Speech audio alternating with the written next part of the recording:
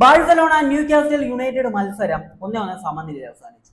ഇത്രയും നന്നായിട്ട് ബാഴ്സലോണയ്ക്ക് ഡിഫെൻഡിങ് ചെയ്യാൻ അറിയാമായിരുന്നു. അതാണ് എൻ്റെ ഒരു ചോദ്യം. ഈ മാച്ചിൽ ഒരു ഗോൾ മാത്രമേ ബാഴ്സ കൺസിഡർ ചെയ്തിട്ടുണ്ടായിരുന്നുള്ളൂ. ആ ഒരു ഗോൾ വന്ന രീതി എല്ലാവർക്കും അറിയാവുന്നതാണ്. ആ ഒരു പൊസിഷനിൽ കളിച്ചിരുന്നത് റൊണാൾഡോ അറോജയാണ്. റൊണാൾഡോ അറോജോ ഒരു ഇഞ്ചുറി ആയതിനെ തുടർന്ന് ഗ്രൗണ്ടിൽ പുറത്ത് നിൽക്കുന്ന ഒരു സാഹചര്യത്തിലാണ് ആ ഒരു പൊസിഷൻ ഫ്രീ ആയിരുന്നു. ആ ഒരു പ്ലെയറിനെ ആരും മാർക്ക് ചെയ്യാനില്ലായിരുന്നു. അത് ഗോളായി. ഓക്കെ, അല്ലാത്ത പക്ഷം ഈ ഒരു മാച്ചിൽ 90 മിനിറ്റും ബാഴ്സയുടെ ഡിഫൻസ് വേറെ ലെവൽ പെർഫോമൻസ് തന്നെയാണ് നടത്തിയിട്ടുള്ളത്. സാധാരണ ബാഴ്സയുടെ അറ്റാക്കിംഗ് ആയിരുന്നു മികച്ച രീതിയിൽ നിൽക്കുക. പക്ഷേ ഈ മാച്ചിൽ ബാഴ്സയുടെ ഡിഫൻസ് മികച്ച രീതിയിൽ നിന്നതായിട്ടാണ് എനിക്ക് തോന്നിയിട്ടുണ്ടായിരുന്നത്. അതുമാത്രമല്ല, എടുത്തു പറയേണ്ട കാര്യം എന്താണെന്ന് വെച്ച് കഴിഞ്ഞാൽ ന്യൂകാസ്റ്റൽ യുണൈറ്റഡിന് ഫിസിക്കലി അതുപോലെ തന്നെ ഒരു ഹൈ പ്രസ്സിംഗ്, ഈ രണ്ട് കാര്യത്തിലും ബാഴ്സയ്ക്ക് മുകളിൽ ഒരു ആധിപത്യം പുലർത്താൻ കഴിഞ്ഞിട്ടുണ്ടായിരുന്നു ഈ മാച്ചിൽ. പിന്നെ നമ്മൾ എടുത്തു പറയേണ്ട മറ്റൊരു കാര്യമാണ്, പ്രീമിയർ ലീഗിൽ 12ാം സ്ഥാനത്തുള്ള ഒരു ടീമാണ് ന്യൂകാസ്റ്റൽ യുണൈറ്റഡ്.